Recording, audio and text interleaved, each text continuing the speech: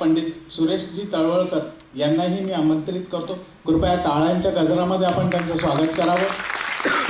पंडितजी.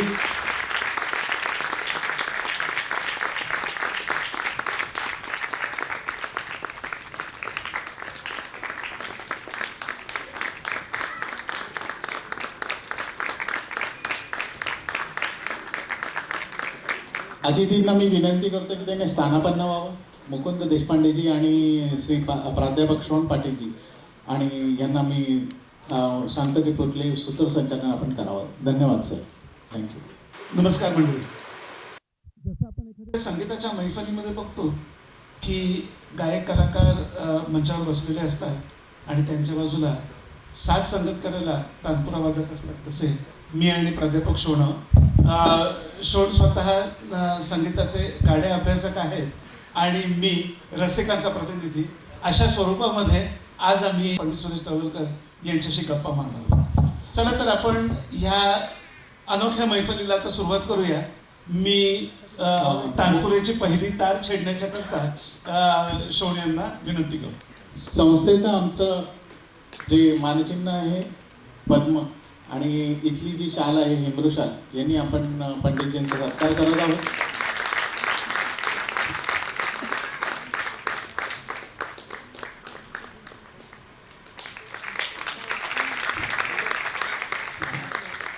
कमळाचं असं चिन्ह आहे ते.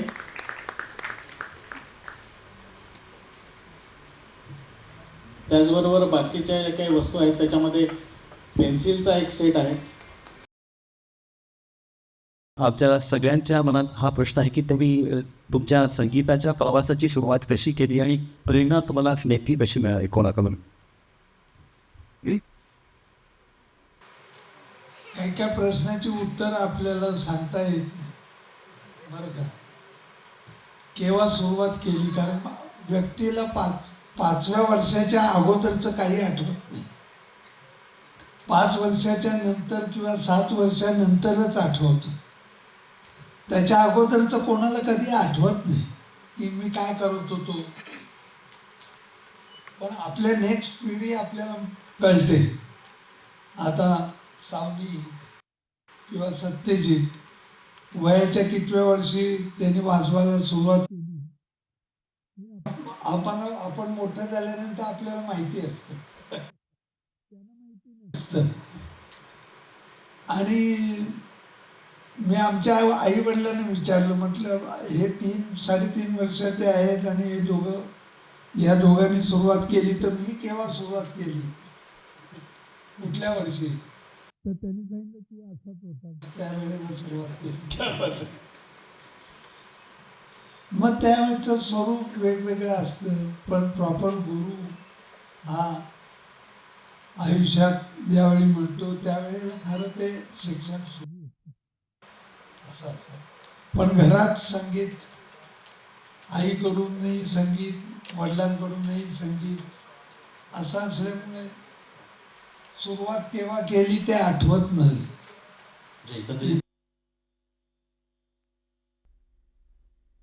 तगला पकवाज बाजूला नाही,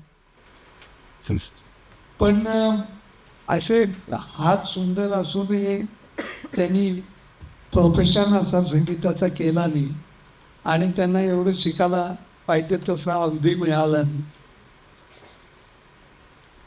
नाही. पंडितजी, जडणघडण या सगळ्या प्रोसेसमध्ये गुरूंचं काय कॉन्ट्रीब्युशन ऑब्व्हियसली, आणि तुम्ही स्वतः कायमच असं म्हणत आलेलं आहात की गुरु शिष्य परंपरा ह्या संकल्पनेचे तुम्ही फार मोठे खंदे पुरस्कर्ते आहात. त्याच्यामुळे तुमच्या जडणघडणीमध्ये गुरूंचं काय रोल आहे तो जरा विशद करून सांगाल का? नाही, गुरुशिवाय काय संगीत येऊच शकत नाही गुरुशिवाय. कारण उपजत लहान मुलाला गळा चांगला असला, तबल्यावर हात थिरकत असला तरी त्याला काय राग यमन स्वतःच्या मनाने अर्धा तास गाता येणार नाही, पण एखादं भावगीत म्हणू शकेल, बरोबर, एखादं गीत म्हणू शकेल. एखादं सिने संगीतातलं गाणं म्हणू शकेल, मग ते राग यमनमधलं असेल, पण राग यमन गायचा झाला तर त्याला गुरुची आवश्यकता आहे. गुरुच्या शिवाय त्याला तो राग उलगडून गाता येणार नाही.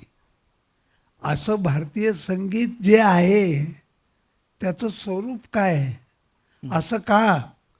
कुठल्याही गोष्टीला तुम्ही आपण स्टेटमेंट केलं तर प्रश्न विचारच आहे त्याला, असं का भारतीय संगीत असं काय आहे? तर भारतीय संगीत हे 4 गोष्टींवरती आधारलेलं आहे. पहिलं म्हणजे भारतीय अभिजात संगीताला शास्त्र आहे, शास्त्र.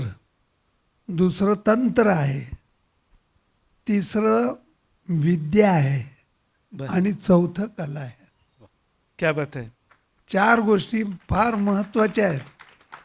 शास्त्र बघा, सारेगप धसा म्हटलं तर भूपही होतोय, देशकारही होतोय. हम्म.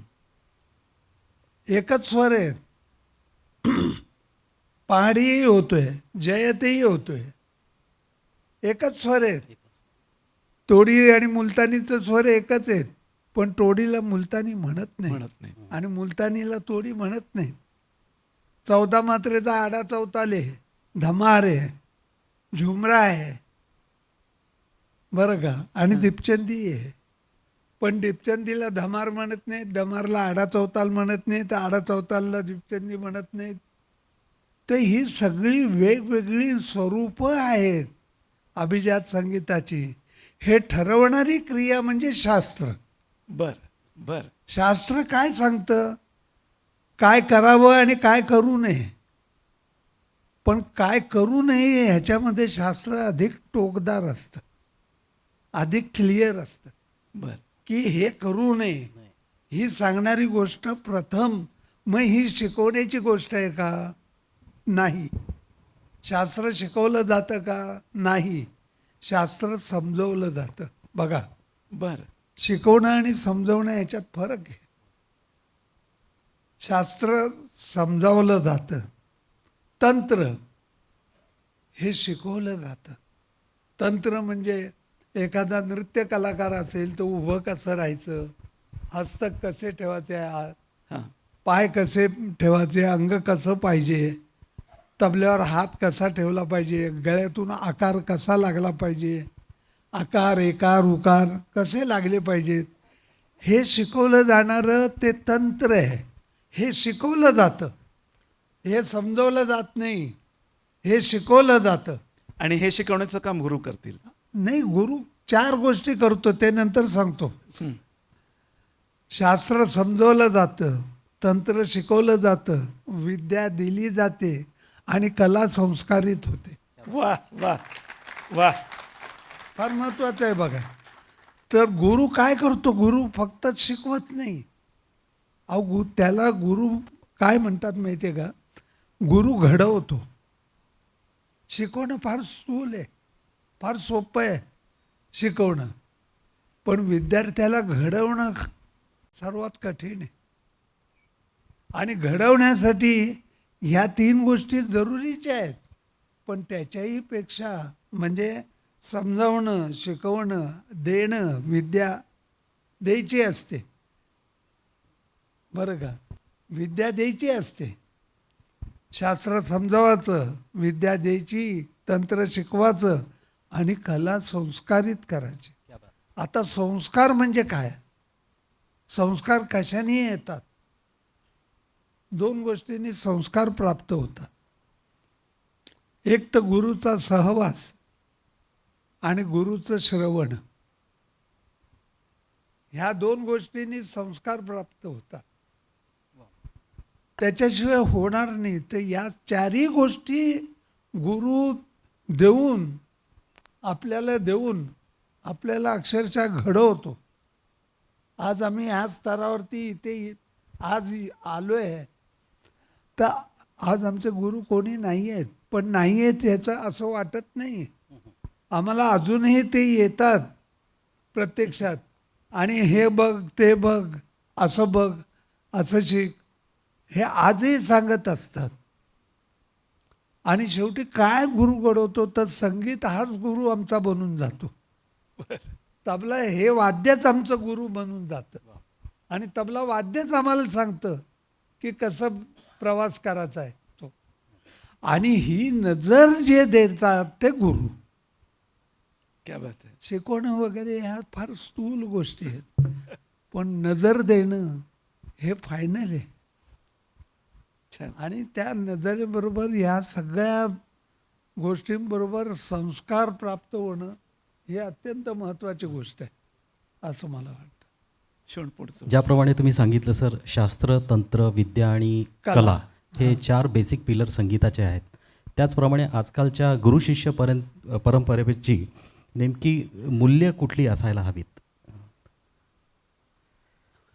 मूल्य आता आमचे गुरु आमच्याकडून काय अपेक्षित करत होते, अपेक्षा ठेवत होते विद्यार्थ्यांकडून, आमच्याकडून, ते कळायला सुद्धा खूप वर्ष गेली. तर 6 गोष्टी विद्यार्थ्याकडून अपेक्षित असतात. पहिलं म्हणजे गुरुकडे जायचं म्हणजे तुम्ही सरेंडर होऊन जा. Surrender first. Second devotion. Third hardship. चौथं सिन्सिअरिटी. 5वं पंक्च्युअलिटी आणि 6वं लॉयल्टी. वा. ह्या 6 गोष्टी विद्यार्थ्याकडून अपेक्षा करत असतो गुरु, बरं का. आणि तेव्हा मला असं दिसलं की हा अपेक्षा विद्यार्थ्याकडून करण्याचा राईट कोणाला आहे? जो गुरु अपेक्षा करतो त्या गुरुमध्ये ह्या ओतप्रत भरलेल्या पाहिजेत आधी 6 गोष्टी. गुरु त्यांच्या गुरूंना शरण जाणारा आहे का? तर मला असं वाटतं ही परंपरा जी आहे ती फार महत्त्वाची आहे. ह्या परंपरेतली मूल्य गुरु हा विद्यार्थ्यापर्यंत पोचवत असतो आणि ती ही मूल्य आहेत. असा गुरु कसा असावा? तर गुरु फर्स्ट नॉलेजेबल असावा. बर. सेकंड हाऊ टू टीच. आणि थर्ड विलिंग टू टीच. बर बर. बऱ्याच वेळेला गुरु असं समजतात की मला जे माहिती आहे ते माझं आहे. गुरुने असं समजू नये. संगीताची विद्या ही गुरूंची नाही आहे, ही परंपरेची आहे. अहो, हजारो वर्ष, किती वर्ष जुनी चालत आलेली आहे. कोणाला माहिती आहे यमन, भूप, राग, बिहाग हे केव्हा झालेत, कोणी निर्माण केलेत माहिती आहे का? कोणालाही ठाऊक नाही. खरंच आहे. हा, तबला पकवाजावर धा ना ता कडधा त्रक धिकीट धिंग नाना गिन कडधातीट हे सगळे वर्ण, अक्षर, शब्द हे तबल्यातून आहेत ना. आपण एखादं ते जोडून एखादी रचना करतो आणि ती तालात आणल्यानंतर पहिलं काय वाटतं की ही माझी आहे. हे कितपत बरोबर आहे? म्हणजे कोणी रचना करू नये असं म्हणत नाही मला. जरूर कराव्यात, पण त्याच्याबद्दलचा हट्ट मी केलंय म्हणून नसावा असं मला वाटतं. कारण संगीत मोठं आहे. आपल्याला सुचणारी क्रिया ही अगोदर कोणीतरी करून ठेवलेली असू शकते. ते पाहण्याची आपली ताकद नाही आहे, ती ताकद पाहिजे. मी माझंच उदाहरण देतो. माझ्या आवर्तनच्या पुस्तकात मी याच्याबद्दल विशद केलं आहे. ज्या वेळेला तबल्यामध्ये जोड ताल वाजवायची संकल्पना मी सादर केली 1973 मध्ये. बर. त्यावेळेला मग मी झपताल आणि सवारी असा निवडला होता आणि तो एका मागोमाग वाजवत होतो. तर अशा वादनामध्ये आणि मला बरेच दिवस असं वाटत होतं की मी जोडताल बनवलेत, अजूनपर्यंत कोणी केलेले नाही. बरं का, असं वाटत होतं. आणि खूप वर्ष लोटली, जवळजवळ 8-10 वर्ष लोटली. आणि त्याच्यानंतर एकदा माझा वर्कशॉप जबलपूरला होता. बर माझा वर्कशॉप आणि राजा छत्रपती सिंग पखवाज वादक बर बर त्यांचा वर्कशॉप होता. मी माझा वर्कशॉप शिकवून झालं की त्यांच्या वर्कशॉपला जाऊन बसायचं, कारण बुजुर्ग लोक होते. म्हटलं काहीतरी आपल्याला शिकायला मिळेल. तर ते म्हणाले, सुरेश जी ये देखिए, ये चौताल है ना, चौताल के साथ बोले तेवरा मिलाइए, तो ये 19 मात्रे का ये ताल हो गया. हाँ, ये सूल के साथ धमार मिलाइए, हाँ, ये 24 मात्रे का ये ताल हो गया. म्हणून ते वाजवून दाखवायचे.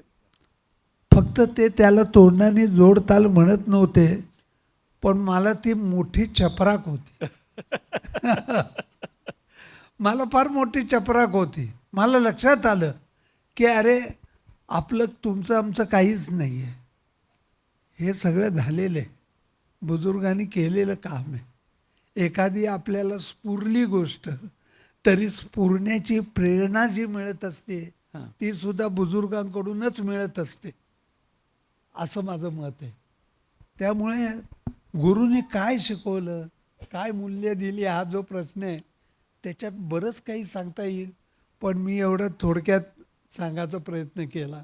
धन्यवाद. जोडतालचा हा विषय सर, भारतीय संगीताला तालाने नेमकं काय दिलं? जोड रागाची कल्पना आहे. बसंत बहार, भैरव बहार, यमनी बिलावल, हे काय आहे? एका रागामधून दुसऱ्या रागामध्ये प्रवेश करताना जो बुद्धीचा वापर होतोय, त्याच्यावर किती कंट्रोल मिळवला पाहिजे, की तो कंट्रोल आपण प्राप्त करतोय ह्याचा विसर पडण्या इतका कंट्रोल आला पाहिजे. म्हणजे ही एक जोड तालाची योग साधन आहे, तशीच जोड तालाची आहे, जोड रागाची आहे, तशीच जोड तालाची आहे. कारण एका तालातून दुसऱ्या तालात शिराचं, दुसऱ्या तालाचं तो तालाचा आकृतिबंध उभा करायचा आणि परत पहिल्या तालात शिराचं, परत दुसऱ्या तालात शिराचं. तर मला असं वाटतं ही बौद्धिक क्रिया आहे.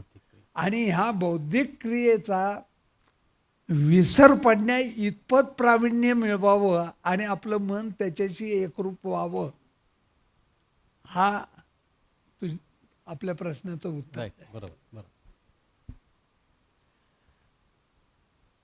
संगीत, भारतीय संगीतामध्ये तालाचा काय रोल आहे? स्वरापासून राग झाले आणि लयीपासून ताल झाले. स्वरापासून राग झाले आणि लयीपासून ताल झाले. तर तालाने रागाला काय दिलं, असा मीच प्रश्न विचारतो.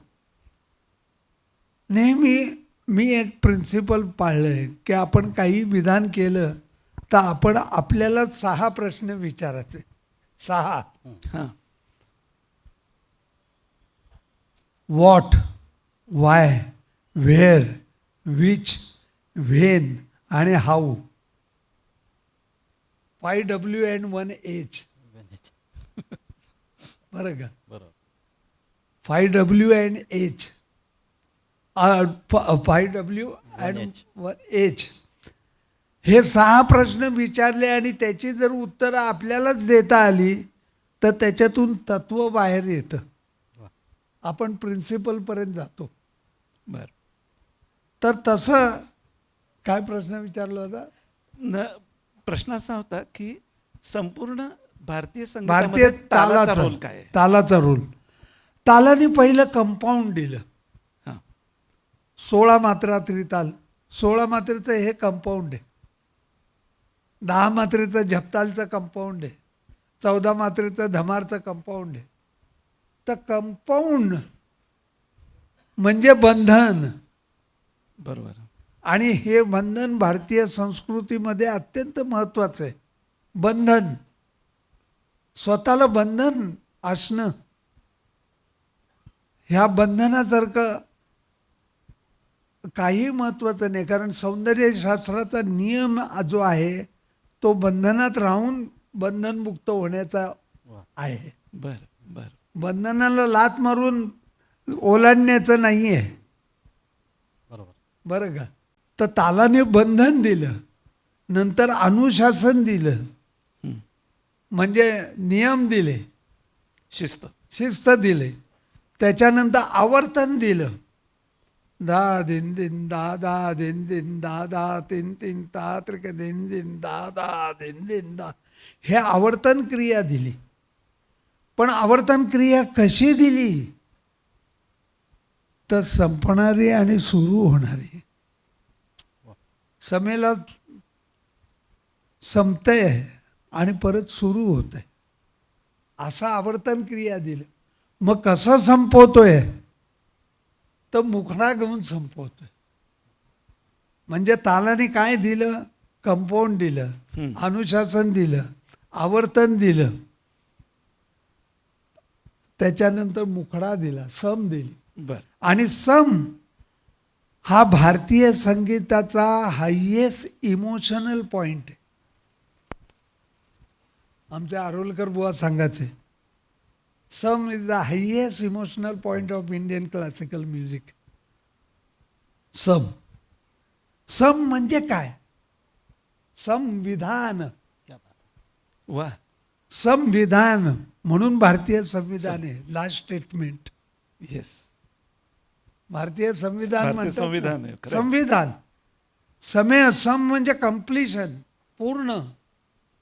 विधानाची पूर्तता होते ती सम. बर. वा. आणि म्हणून समेला आला की तीन तीन दहा ते का धिन धिन दहा हा म्हणतो. असा लगेच ऐकणारे सुद्धा हात दाखवतात, दाखवतात, अगदी. व्यक्त होतात व्यक्त होतात. आपल्या रीतीने.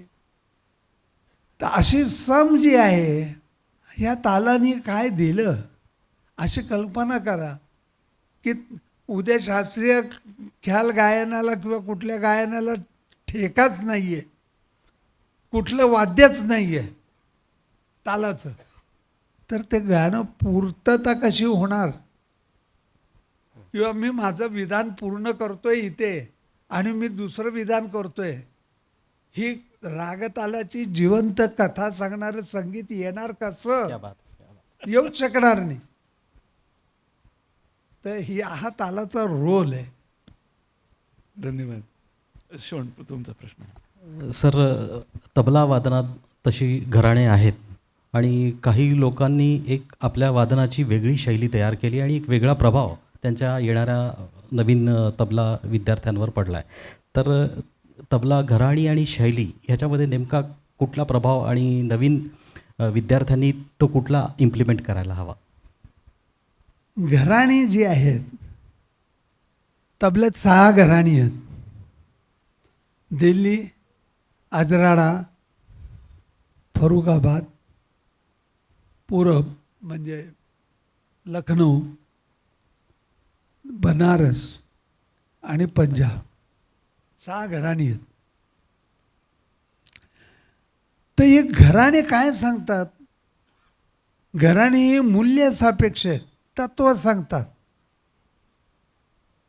घराणी कशाने बनतात? 4 गोष्टींनी बनतात.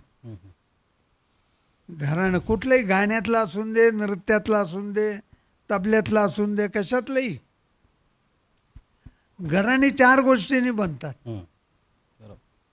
एक तर साहित्य म्हणजे मॅटर, बरं का, मॅटर, त्यांच्या बंदिशी, बरं का, त्यांची विद्या, त्यांचं गायकी, त्यांचं वादनशैली, ही घराणीची ओळख, साहित्य त्याला म्हणतो. दुसरं तंत्र. प्रत्येक घराण्याचं एक विशिष्ट बोलचाल असते, वादनाची पद्धत असते, तंत्र. त्याच्यानंतर प्रेझेंटेशन, प्रत्येक घराण्याची प्रस्तुतीकरण एक असतं, बरोबर. ही त्याची ओळख आहे, बरं का. आणि त्या घराण्याच्या त्याविषयीचा असलेला थॉट प्रोसेस, ह्या 4 गोष्टींनी घराणं बनतं. ह्या 4 गोष्टींच्या आधारावरती घराणं बनतं.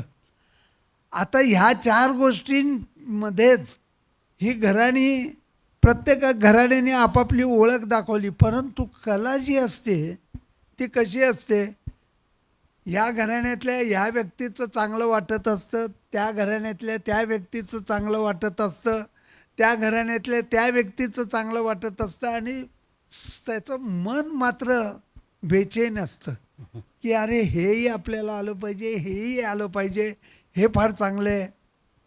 असं करत त्याचं ते चांगलं वाटणं, ते त्याला हवंसं वाटणं, हे त्याच्या कलेमध्ये ज्या वेळेला उतरायला लागतं त्यावेळेला शैली बनते. क्या बात. बर. आणि घराणी हे मूल्यसापेक्ष असतात, पण शैली ही व्यक्तिसापेक्ष असते. वा.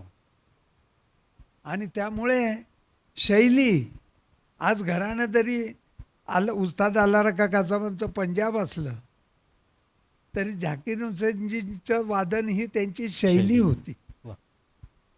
स्वतःची शैली होती. बरोबर. तेरकवा कासाबांचं सुद्धा फरुखाबाद असलं तरी त्यांची स्वतःची शैली होती, कारण त्यांच्यावर प्रभाव उस्ताद नतू कासाबांचा होता की जे दिल्ली घराण्याचे होते, त्यांच्यावर प्रभाव होता, त्यामुळे त्यांची स्वतःची शैली झाली. तेव्हा मला असं वाटतं की शैली ही व्यक्तिसापेक्ष आहे, कारण विद्या अशी आहे की विद्या बाहेरून आत येते. विद्या बाहेरून आत येते, पण आतून बाहेर जाते ती कला. वा. बर. आतून बाहेर जाते ती कला, कारण कला ही स्फुरायला लागते, स्फुरायला लागते. ते जर स्फुरण जर नसेल तर कला येईल कशी बाहेर. गुरुने शिकवले तेवढंच गातोय आणि तेवढंच वाजवतोय, आम्हाला विचारू नका काही, आम्हाला गुरुनी असं सांगितलं असं करा म्हणून करतोय. अरे तुम्हाला तुमचं स्फुरणार केव्हा सांगा ना. तेव्हा कला ही स्फुरायला लागते, बरोबर. आणि स्फूर्ते केव्हा, तर त्याला प्रेरणा मिळते तेव्हा स्फूर्ते. म्हणजे प्रेरणा आवश्यक आहे. प्रेरणा कशाने लाभते, तर गुरुशिवाय प्रेरणा येत नाही. गुरुशिवाय प्रेरणा नाही येणार. त्यामुळे मला असं वाटतं की हा सगळा तुम्ही विचारलेला प्रश्न आहे शोन, की शैलीचा संबंध, शैली उत्पन्न होताना त्याला ती स्फुरायला पाहिजे. एका रात्रीमध्ये शैली होत नाही, किंवा 2 वर्षात होणार नाही शैली. एखादी गोष्ट होईल नवीन, बरोबर. पण संपूर्ण त्या व्यक्तीची स्वतःची ओळख दाखवणारी एक वादन शैली ज्याला म्हणतो, बरोबर. ती शैलीमध्ये प्रवर्तित होते. त्यावेळेला हा सगळा बरोबर. व्यक्तिमत्व. घराण्यातून चालत आलेली ही परंपरा हा तुम्ही सांगितलं, पण त्याच्यामध्ये आता नवता काय अशी नाही, आहे? घराण्यातून चालत आलेली, घराण्यातून जर नवता आली नाही संगीतात, बघा काय म्हणतोय, घराण्यातून नवता जर आली नाही तर घराणे हे शिळी होतंय, क्या बात. परंपरा शिळी होणार. नवता आलीच आलीच पाहिजे. पाहिजे. नवता फार गरजेची आहे. म्हणजे उद्या आम्ही शिकवतोय मुलांना, पण मुलाला स्फुरून जर त्यांनी काहीतरी एखादं केलं तर काय काय गुरु लोक असे असतात त्यांना आवडत नाही. ते म्हणतात, ए तू हे कशाला केलंस, मला विचारलंस का. अरे पण त्या गुरुनी फ्री होऊन बघितलं पाहिजे, त्याला स्फुरलेली गोष्ट आहे, त्याला पहिल्यांदी यथायोग्य दाद दिली पाहिजे. नंतर त्याच्यात काही कमी असेल तर हळूच सांगायला पाहिजे की अरे जरा इकडे लक्ष दे, हे चांगलं केलंयस तू, पण इकडे लक्ष दे, तर तो पॉझिटिव्ह घेईल राईट. त्या गोष्टीला, असं मला वाटतं. बरोबर.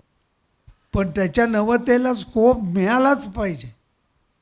आणि ह्याचंच उत्तर पुढे मी देतो, की पुढल्या येणाऱ्या तुमच्या प्रश्नाचंही उत्तर देतो.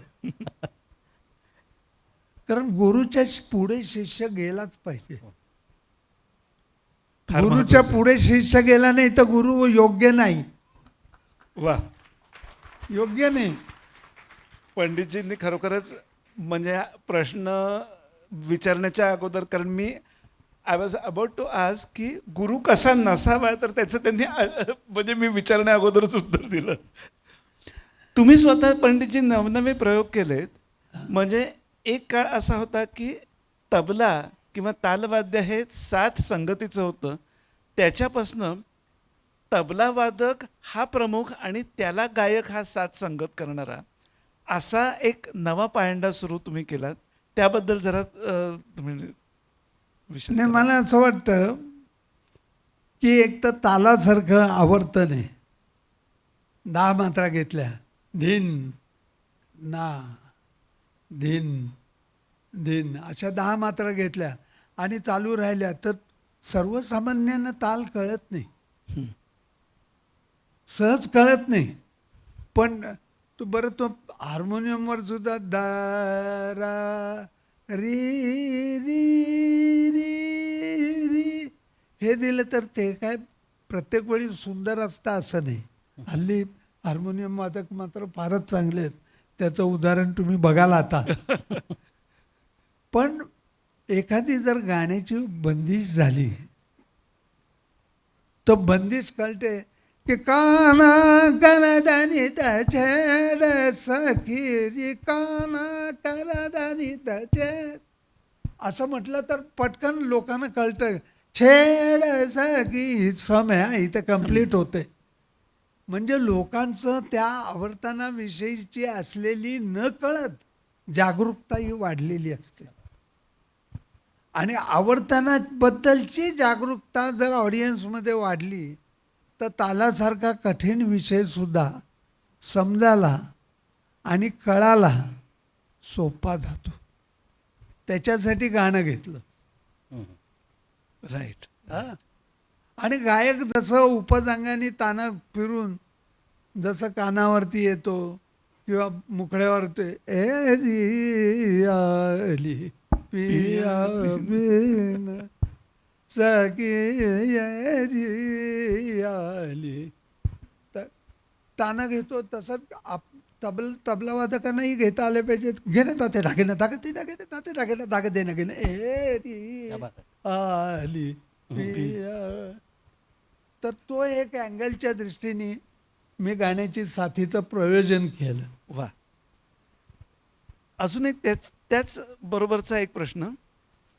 तुम्ही तबला वादनाने सुरुवात केली, पण तुमचं नंतरच्या काळातलं पखावज वरचं प्रेम अगदी काय म्हणायचं सुप्रसिद्ध आहे, तर त्या संबंधी अगदी निश्चितपणे सांगा. नाही, पखवाज माझ्या घरातच वाद्य आहे. आमचे वडील पखवाज वादक होते आणि ते सुद्धा शंकरराव आळकुटकरांकडे शिकले होते.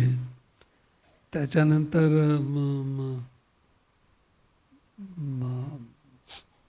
मक्खनलाल म्हणून मक्खनजी पखवाज वादक होते. ते आमच्या वडिलांच्या पाठीमागे होते की तुम शिको मेरे पास. तर वडिलांचा हात फार चांगला होता पखवाजावर. तर त्यामुळे लहानपणापासून मला ह्या वाद्याबद्दल कुतूहल आहे आणि मी असंख्य पखवाज वादक लोकांना ऐकलं आणि त्यांच्याकडून जे काय मिळेल ते घेतलं. त्याच्यातल्या बऱ्याच गोष्टी मी आपले वसंतरावांकडून घेतल्या, घोरपडकर. बऱ्याच गोष्टी त्यांच्याकडून मला प्राप्त झाल्या. तर मला असं वाटतं पखवाज हे तबल्याचं पिता साज आहे, बर, फादर साज आहे. तर त्याचा मला मनापासून खूप कुतूहल आहे. आणि मी माझ्या आयुष्यात मी कर्नाटक लयशास्त्राचं पंडित रामनाड ईश्वरनजींकडून बकायदा शिक्षण घेतलं. होय होय. तर त्याच्यातल्या लय तालाचे जे बारकावे आहेत ते मी पखवाजामध्ये हां. अशा रीतीने ट्रान्सफर केले की त्याच्यामुळे आता त्याचा विकास खूप वाढलेला आहे. पखवाजाकडे आजकाल खूप विद्यार्थ्यांचा ओढ आणि रुची निर्माण झालेली आहे त्यामुळे. मग मी तुम्हाला सांगतो, माझे निदान तरी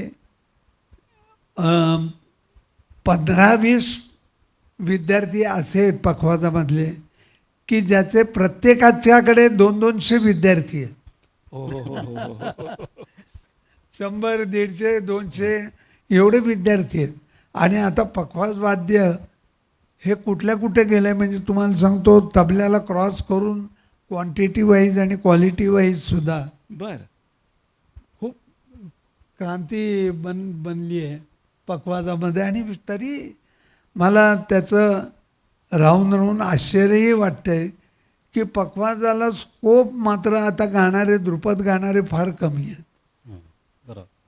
आणि ध्रुपद गाणारे कमी असल्यामुळे असं सगळ्या पखवाज वादकांना कोणाबरोबर वाजवायला मिळत नाही. मग ते फक्त भजन कीर्तनाबरोबर वाजवून सुद्धा ते सोलो वादन करण्यासाठी इतके लोक शिकतायत आणि इतक्या लोकांकडे शिकतायत. बरोबर. माझ्याकडे तर शिकतातच आहेत, पण माझे कित्येक शिष्य असे आहेत की ज्यांच्याकडे मिनिमम 50 स्टुडंट तरी आहेत. I see. ओके. एक तर स्टुडंट माझे कृष्णा साळुंके म्हणून आहे की त्यांच्याकडे जवळजवळ 150 विद्यार्थी शिकतात. त्याच्यातल्या 90 लोकांचं मी वादन ऐकले आणि अतिशय उच्च स्तरावरती वाजवतो. वा. इतकं चांगलं आहे. विद्यार्थ्यांना शिक्षण देताना म्हणजे तुमचा इतका मोठा प्रवास आहे की सुरुवातीच्या काळामध्ये तुम्ही शिष्य होतात आणि त्यानंतर गुरु म्हणून तुम्ही इतके वर्ष काम करताय, गुरु शिष्य परंपरेमध्ये काम करताय. आताच्या ऑनलाईन जमान्यामध्ये ही गुरु शिष्य परंपरेमध्ये काही मर्यादा येतात का किंवा काही त्रुटी निर्माण होतात असं तुम्हाला वाटतं का? आताचं युग जरा फास्ट आहे, तंत्र विकसित युग आहे. आता सगळ्यांच्या वादनाला, सादरीकरणाला तजेली आहे, बरं का, चमक आहे, स्पीड आहे. त्यामुळे त्यांना लवकर आपलं नाव व्हावं, आपलं लोकांना आपलं सादरीकरण ऐकावं अशा भावना अधिक प्रमाणात आहेत. पूर्वी आमच्यामध्ये पेशन्स होता, तसा पेशन्स थोडा कमी दिसतो, पण हरकत नाही. पेशन्स वाढला तर त्यामुळे कलाच पुढे जाईल. पेशन्स कमी झाला तरी त्या इच्छेने, असं मला वाटतं. गुरुजी, आजच्या काळात काही ठिकाणी मेगा संगीत इव्हेंट्स होतात जिथे 5,000 10,000 असे प्रेक्षक असतात. आणि अशाही काही मैफिली आम्ही आमच्या गुरुजींबरोबर बघितल्या आहेत की त्या भारतीय संगीतात घरातील बैठक, एक छोटी बैठक. तर ह्या दोन्ही जे कार्यक्रम होतात किंवा बैठकीत कलाकाराने कुठल्या गोष्टीचा भान ठेवायला पाहिजे किंवा त्याचा दृष्टिकोन कुठला हवा कलाकाराने? हां, बघा, मेगा इव्हेंट होतात, त्याच्यात नेमकं काय होतं की अत्यंत ह्या प्रखर लाईटच्या ह्याच्यात कलाकार बसलेला असतो आणि पहिल्या रांकेमध्ये कोण बसलेले तेही त्याला दिसत नसतं स्पष्ट. अशा ह्याच्यात तो कलाकार बसलेला असतो आणि त्याला काही दिसत नसतं. आणि मात्र श्रोतृवर्गाला आपलं वादन कसं वाटतंय इथपर्यंत श्रोतृवर्गापर्यंत कलाकार पोचू शकत नाही. आणि त्यामुळे डोळ्यांनी साधला जाणारा जो एकमेकातला संवाद आहे, डोळ्यांनी होणारा, तो होत नाही मेगा इव्हेंटमध्ये. त्यामुळे ऑडियन्सला आपल्या भावना व्यक्त करायच्या जर झाल्या तर टाळी हे एकच माध्यम राहतं.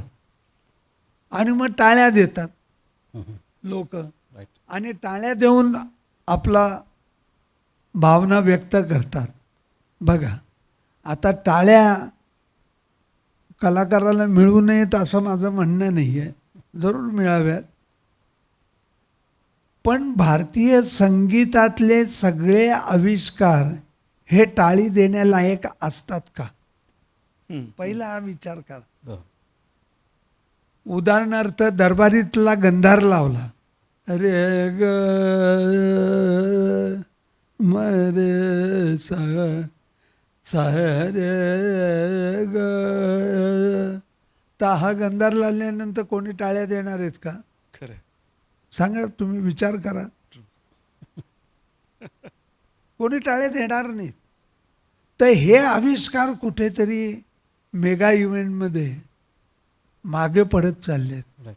आणि टाळ्यांच्या ओघासाठी लोकांना काय आवडतंय, लोक कशामुळे टाळ्या देतील, बरं का, इकडे कलाकार जातोय, बरं का. कारण कलाकाराला उद्देशून आपला प्रश्न होता, Right. बरोबर. बरोबर. कलाकारांनी काय भान ठेवावं असा प्रश्न होता. तर मला असं वाटतं जरूर टाळ्या मिळाव्यात, पण टाळ्याच्या उद्देशासाठी कला नसावी. वा. ओघामध्ये टाळ्या आल्या तर येऊन देत ना, तो सुद्धा एक आविष्काराचा भाग आहे, हरकत नाही. पण टाळ्यांसाठी कला आहे असं ज्या वेळेला होतं त्यावेळी लोकांमध्ये काही वर्षांनी हालचाल होते की अरे हे ऐकलेलं आहे आपण, परत काय टाळ्या द्यायच्या आपण, त्याच्यापेक्षा ते न जाणं पसंत करतात. राईट. तर मला असं वाटतं या छोट्या छोट्या बैठकी आहेत, बरं का, की ऑडियन्स बघतोय, दाद देतोय, त्याच्या भावना व्यक्त करतोय डोळ्यांनी, आ हा म्हणतोय, किंवा दीर्घात धिंदिन्ना असा अनगात जर कोणी व्यक्त केला तबला सोलोमध्ये, तर कोणी टाळ्या देत नाही. द्यायची गोष्ट नाही, आ म्हणणार. हां, म्हणजे आपल्याला जर काटा लागला पायात चालताना, तर त्यावेळेला आपल्या तोंडून जे काय निघतं, टाळ्या येणार नाही, नाही. कुठली तरी वेगळी भावना येईल ना. तसे संगीतातले आविष्कार वेगवेगळे असतात. आलापाचा आविष्कार काय असतो, त्याच्यात भावना काय व्यक्त करतो, तानेच्या वेळेला तो आविष्कार काय असतो, हां, ते त्याचं कसं बौद्धिक क्रिया काय. तर संगीतातल्या मनुष्याच्या 4 स्तरावरती संगीत विकसित पावतं. ते म्हणजे शरीर, बुद्धी, मन आणि आत्मा. वा. शरीराने तंत्र साधलं जातं संगीताचं, बुद्धीने विद्या आणि शास्त्र संपादन केलं जातं, बरं का. बरोबर. मनाने कला संबोधली जाते. वा. कला, कारण कलेचा संबंध भावनेशी, ते मनाने उत्पन्न होतं, बरं का. ह्या तिन्ही स्तरावरती संगीत विकसित पावलं पाहिजे. आणि मनाच्या पलीकडे जाणारं जी भावना आहे, त्या आहे आत्म्यापर्यंत जाणारं संगीत. वा. वा. क्या बात. असं आहे. याचा किस्सा सांगतो तुम्हाला. तर मी भीमसेनजींबरोबर अनेक वर्ष साथ संगत केली, आणि भीमसेनजींची मी त्यांना बघत होतो, आणि बघता बघता मला ज्या गोष्टी अशा जाणवल्या की अरे हे भीमसेनजींना मी काय बघतोय, की यांची अवस्था कशी आहे ते ह्यांना माहिती नाही आहे की आपल्याबरोबर तबल्याला सुरेश तळवलकर आहेत, नाना मुळे आहेत का वसंत आचरेकर आहेत, कोणी माहिती नाही. त्यांची एक तल्लीनता लागलेली आहे. अशा अवस्थेमध्ये मी भीमसेनजींना पाहिलं. म्हणून आमचे गुरुजी निवृत्तीबुवा सरनाईक, गाण्यातले गुरुजी, त्यानं मी विचारलं की म्हटलं अहो भीमसेनजींना मी असं बघतो बुवा साहेब, ते काय आहे म्हटलं. तर त्यांनी 2-3 उलटे सुलटे प्रश्न मला विचारले आणि खात्री केली की हे नक्की का तुम्हाला वाटतंय ते म्हणाले ऐका. त्यांची खात्री झाली की हे सांगतायत बरोबर सांगतोय. नंतर ते म्हणाले भीमसेनजींना, हा म्हणाले त्यांचे गुरु सवाई गंधर्व म्हणजे रामभाऊ सवाई गंधर्व, रामभाऊ कुंदगोळकर, हम्म. ते त्यांचं नाव सवाई बरोबर, गंधर्वांचं. सवाई गंधर्वांचं मूळचं नाव. तर त्यांनी एवढंच सांगितलं की रामभाऊंचा मिळालेला तो आशीर्वाद आहे भीमसेनजींना. म्हणून रामभाऊ कसे होते, सवाई गंधर्व कसे होते, म्हणून त्याचा त्यांनी 1-2 किस्से सांगितले. त्याच्यातले एक किस्सा सांगतो हां. तुम्हाला. की एकदा म्हणाले मी भीमसेन जोशी शिकाच्या अगोदर 5-6 वर्ष मी सवाई गंधर्वांकडे शिकलोय असं त्यांनी मला सांगितलं, बरं का. आणि सवाई गंधर्व निवृत्तीबुवांना म्हणाले की निवृत्ती तू काय करतोयस आज, संध्याकाळी माझा प्रोग्राम आहे, तू ये आणि तंबोऱ्यावर बस. आता ह्यांना पोचायला झाला उशीर आणि त्यांचं गाणं सुरू झालं. एका बाजूला गंगूबाई होत्या तंबोऱ्यावर आणि एका बाजूला निवृत्तीबुवांचे काका काय शंकरराव सरनाईक ते होते.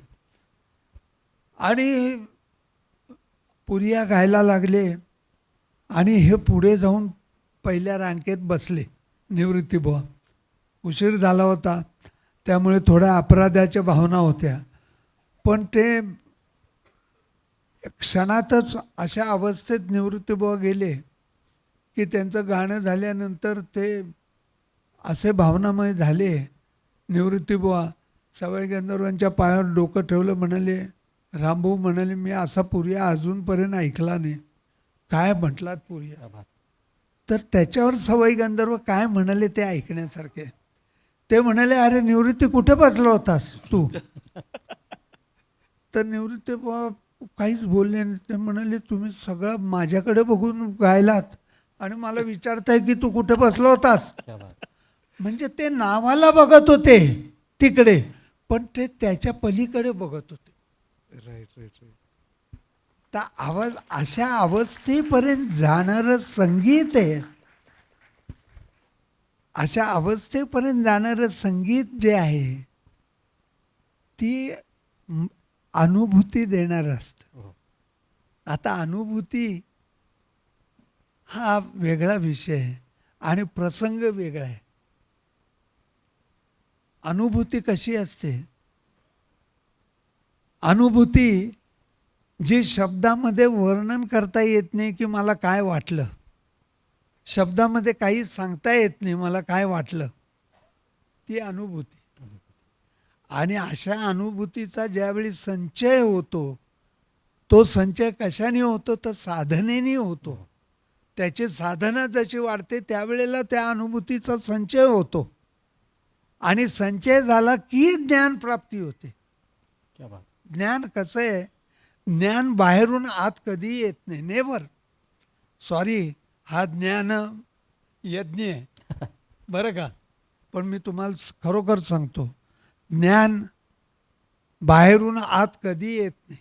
बाहेरून आत येतं ती इन्फॉर्मेशन येते आणि त्याच्यावरती साधना झाली तर वेगवेगळ्या तऱ्हेचे अनुभव आपल्याला यायला लागतात की जे शब्दांनी सांगता येत नाहीत.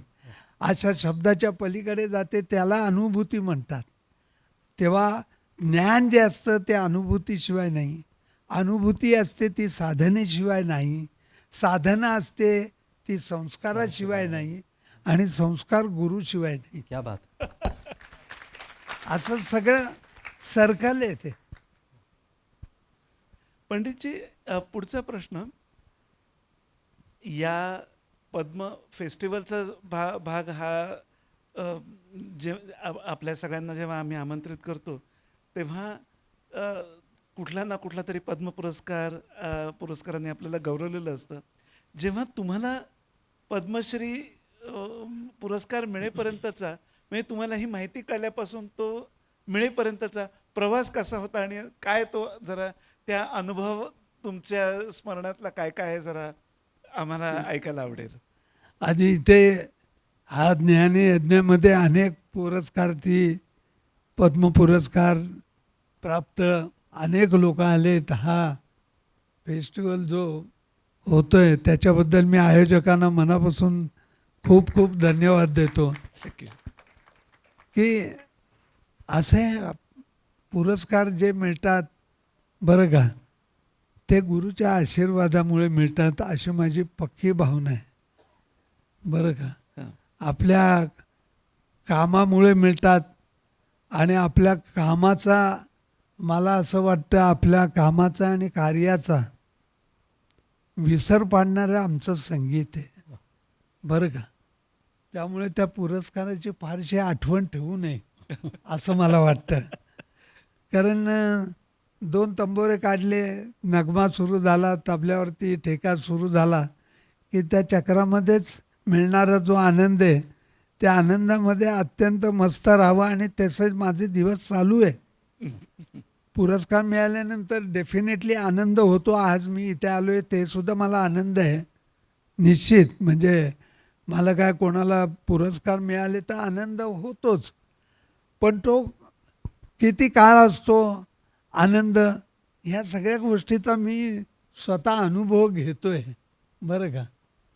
आणि प्रत्यक्षात मी माझी ताल यात्रा सुरू असताना पुण्याला बरं का, स्टेजवरती एकदम हे 25 जानेवारीला काहीतरी माझी ताल यात्रा चालू होती पुण्याला.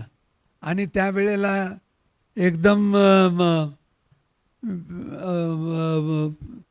स्टेजवरती विजय घाटे हां. एवढा गुच्छ घेऊन आले. म्हणाले गुरुजींना, आमच्या गुरुजींना पद्मश्री डिक्लेअर झाली आहे. त्याच्या निमित्त म्हणजे मला सुद्धा ते त्याच वेळेला कळलं होतं. आता कसं पद्मश्रीसाठी ॲप्लिकेशन सुद्धा करता येतात असं ऐकले, बरं. पण तो काळ तसा नव्हता राईट राईट. असं मला. धन्यवाद. शुभ. आत्तापर्यंतच्या आपल्या चर्चेमध्ये संगीत, त्याच्यानंतर साधक जो वादक आहे आणि प्रेक्षक त्याची कला कशी प्रस्तुत करावी याबद्दल आपण सखोलपणे सांगितलं. पण एक प्रश्न मला राहून राहून विचारतो की तुम्ही भारतात आणि भारताच्या बाहेर खूप वर्कशॉप्स घेतले, त्या वर्कशॉपमधून अनेक उत्तम कलाकार घडवले, पण परंतु ह्या घडवण्यामागे पालकांचा रोल कसा असायला पाहिजे नेमका? मी कुठलाही मुलगा आला ना तर पहिलं पालकांना भेटतो, कारण पालकांचा स्वभाव कसा आहे, आईवडिलांचा स्वभाव कसा आहे, ते किती उतावीळ आहे, ते किती त्यांच्यामध्ये पेशन्स आहे. कारण मुलांना आम्ही तबला शिकवतो, तबल्यात प्रवीण करतो, पण मूळ संस्कार जे असतात ना ते आईवडिलांचे असतात आणि ते माझ्या दृष्टीने फारच महत्त्वाचे असतात. कारण त्या संस्काराच्या पायानेच आम्ही आमच्या शिकवण्याचा डोलारा टिकणारे का नाही टिकणारे हे ठरणारे. तेव्हा मूळ पालकांचे संस्कार हे अत्यंत घट्ट असायला लागतात. तेच जर तकलादू असतील बरोबर. तर आम्ही किती तबल्यात प्रवीण करू, पण तबल्याकडे पाहायचं कसं, या संगीताकडे पाहायचं कसं, त्याचा अनुभव कशा रीतीने घ्यायचा. कारण म्युझिक ही प्रेयर आहे, प्रार्थना आहे. म्युझिक हे स्वतःला झोकून नेणारं आहे, स्वतःच्या मनाला आतमध्ये आनंद देणारं संगीत आहे. याचा जाता जाताना व्यवसाय झाला तर ठीक आहे, नॉट प्रॉब्लेम, पण म्युझिककडे केवळ व्यवसाय म्हणून बघू नये असं मला वाटतं. कारण त्या आनंदाकडे बघण्यासाठी आणि इकडे बघण्यासाठी मूळ आईवडिलांचे जे संस्कार आहेत ते काढण्याला येतात. हा विषय मी कधी बोललेलो नव्हतो, आज प्रथम बोलतोय. बरोबर. मी स्वतःला खूप भाग्यशाली समजतो. गुरुजी, मी तुमचे 2-4 वर्कशॉप ह्या शहरात असताना अटेंड केलेत. तेव्हा एक आवर्जून मला असं इथे वाक्य अचानक म्हणावंसं वाटतं की आई हा पहिला गुरु असतो आणि गुरु ही दुसरी आई असते. तर हे दोन्ही रूप मी वर्कशॉपमध्ये गुरुजींचं बघितलं आहे. याचं कारण असं की गुरुजींचा रागही मी बघितलेला आहे. कोणाला जर एखादा फ्रेज जमलं नाही तर गुरुजी त्याला रागवलेलेही बघितलेले आहेत. आणि ज्या विद्यार्थ्यांनी परिश्रम करून रियाज करून ती फ्रेज त्यांच्यासमोर वाजवून दाखवल्यानंतर त्याच्या पाठीवरची मायेची जी थाप आहे तीसुद्धा गुरुजींची बघितली. त्यामुळे मी हे दोन्ही रूपं गुरुजींमध्ये मी बघितले आहेत. त्यामुळे मी स्वतःला भाग्यशाली समजतो. क्या बात आहे. काय आहे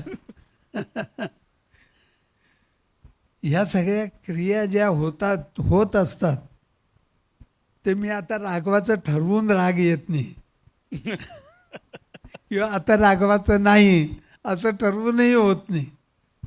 ते नॅचरल घडत असतात. पण मला असं वाटतं की रागवतोय तोपर्यंत चांगलं आहे. विद्यार्थ्यांनी समजावं की हे आपल्या भल्यासाठी रागवत आहेत. बरं का, रागवाचेच बंद झाले तर हे आपल्याकडे बघतच नाही आहे, तर त्याच्या एवढं दुर्दैव नाही आहे. ह्या सगळ्या गोष्टी ते थोडे थोडे आमच्या आयुष्यात सुद्धा मी अनुभव घेतलेत की अरे गुरुजी, आता आपले गुरुजी काहीच बोलत नाही आहेत, नाराज आहेत. तर रागवणं पत्करतं पण नाराजी पत्करत नाही. असं पंडितजी, या पद्म उत्सवाची जेव्हा कल्पना आली तेव्हा भारताच्या स्वातंत्र्याला 75 वर्ष पूर्ण झाली होती आणि तिथपासून येत्या 25 वर्षामध्ये भारत हे एक प्रगत राष्ट्र घडवावं असा सार्वत्रिक विचार आहे. तर या कालावधीमध्ये भारत हे प्रगत राष्ट्र होताना भारतीय संगीत हे काय त्याच्यामध्ये त्याचं योगदान असेल असं तुम्हाला वाटतं? आधी संगीताची गरज काय आहे? करेक्ट. संगीत आणि आपलं अभिजात संगीत काय सांगतं, हे कशासाठी आहे, संगीत कशासाठी करायचं, संगीताने काय साधलं जातं. तर मला असं वाटतं की तंबोरा मिळवल्यानंतर त्याच्यात सर्ज भरणं आणि सर्ज लावणं, ढा वाजणं, याच्यासाठी मनुष्याच्या चित्तवृत्ती एकवटल्या जातात. आणि मनुष्याच्या चित्तवृत्ती जशा जशा स्थिर होतात एकवटून, तशा तशा त्या शुद्ध व्हायला लागतात. आणि चित्तवृत्ती एकदा शुद्ध झाल्या की समाजातले क्राईम कमी होतात. समाजात क्राईम, आता तंबोऱ्यामध्ये घुसून जो स्वर लावणार आहे तो हातात पिस्तूल घेईल का, मला सांगा. हा, पिस्तूल घेईल का, हातात सुरी घेईल का? सुरी नाही घेणार. क्राईम कमी होणार. म्हणजे क्राईमसाठी संगीत करायचं आहे असं म्हणत नाहीये, पण संगीताने साधलं काय जातं. अहो, तुम्हाला इतकं एकवटून सर्ज मिळवणं आणि सर्जात तंबोऱ्यात स्वर प्राप्त करणं, ह्याच्यासाठी इतकं चित्तवृत्ती शुद्ध झाल्यानंतर अकॅडमिक विषय सगळे सोपे होतात. हो, कित्येक लोकांनी मला, मुलांच्या पालकांनी सांगितले, अहो हा तबला शिकायला लागल्यापासून शाळेत ह्याला मार्क जास्त मिळतात म्हणून कित्येक मुलांनी मला सांगितले, पालकांनी. ते का होतं? कारण त्याचं चित्त एकवटलं जातं आणि त्यामुळे गणित, सायन्स सारखे विषय फार सोपे होतात. हो, त्याला सगळं सोपं वाटायला लागतं की एवढं ह्याचं स्थिर झाले चित्त आणि हा स्वर लावतोय आणि लयीचं आवर्तन बांधतोय. तर या संगीतातून, ज्या देशात संगीत नाहीये, कल्चर नाहीये, त्या देशांची हालत बघा काय आहे. तिथे आतंकवाद सर्वात जास्त आहे, कारण कल्चर नाहीये. ज्या देशात कल्चर नाहीये त्या देशात आतंकवाद जास्त आहे. बघा, संगीताचं कशासाठी आपण पालकांना तुम्ही बघा, विचारा तुम्ही मुलांना का पाठवता.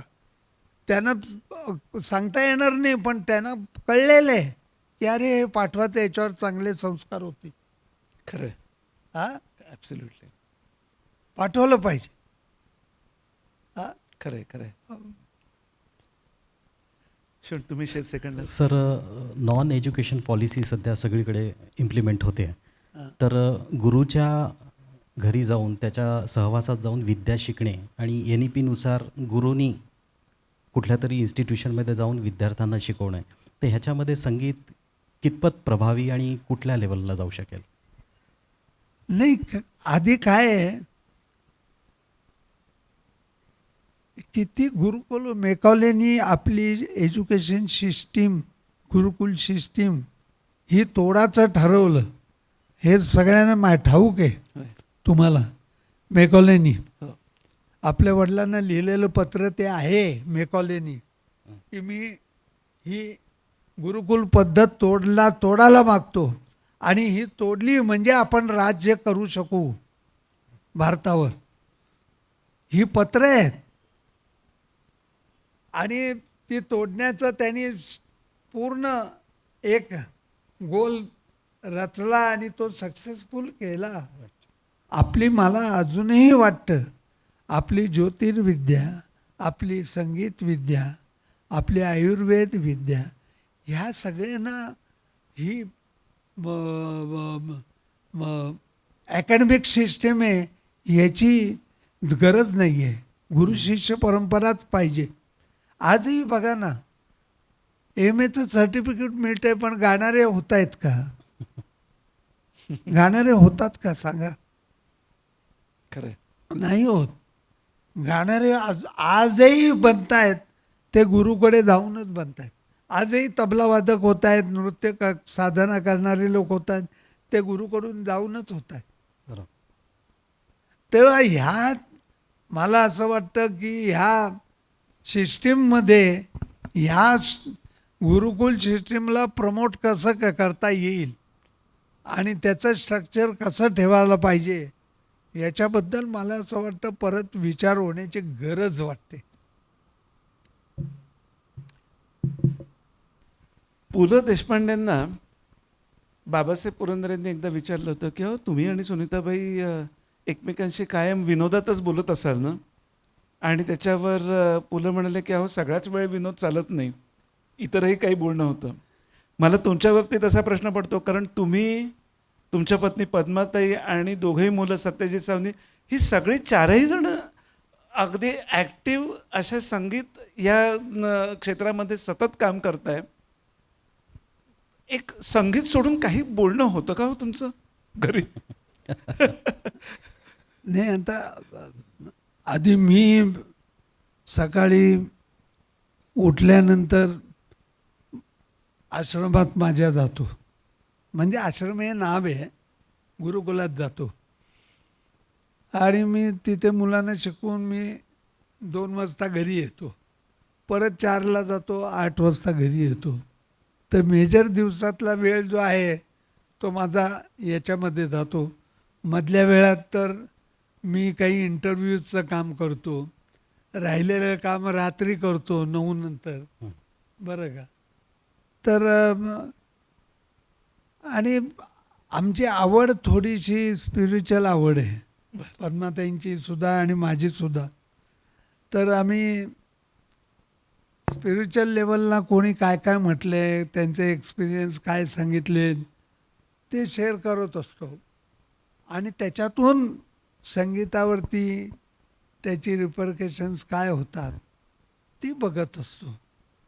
याला कुठेतरी वयाच्या मर्यादा येतात, परंतु विचाराच्या मर्यादा येत नाही. विचार हा पुढे जात असतो, डेव्हलप होत असतो आणि त्याचा परिणाम पुढल्या पिढीपर्यंत पोचत असतो. त्याही शिकवतात बऱ्याच लोकांना. आमचा मुलगा सत्यजितही बऱ्याच मुलांना शिकवतोय. सावनीकडेही बरेच स्टुडंट आहेत, 50-60 स्टुडंट आहेत. सावनीही शिकवते. आमची सूनबाई सुद्धा सायली, त्याही बऱ्याच लोकांना शिकवते, त्या गातात. बरं. सायली आणि नातू तबला आता थोडा वाजवायलाही लागलाय बाहेर कॉन्सर्टमध्ये. क्या बात थोडी थोडी अकंपनीमेंट करायला लागलाय. आता 11वीत आहे. बरं. असं आहे. त्यामुळे संगीत सोडून दुसरं काही चालत नाही. म्हणजे आमच्या घरात दुसरं फारसं चर्चा होत नाही. काय अगदी बाकीच्या गोष्टी ज्या असतात त्या फार किरकोळ असतात.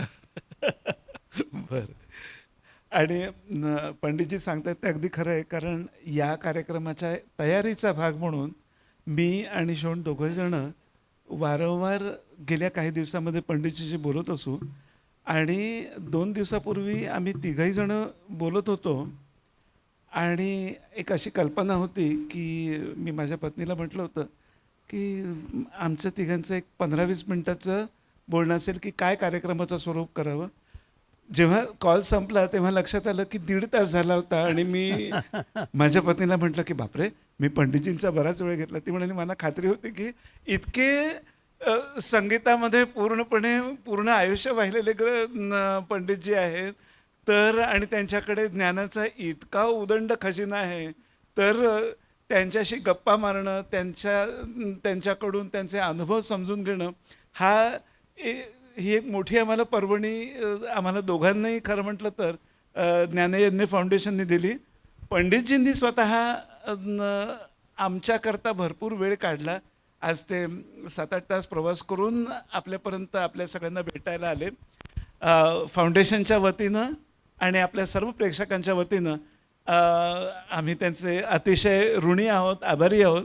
आपण त्यांचं टाळ्यांच्या गजरात परत एकदा आभार व्यक्त करूया.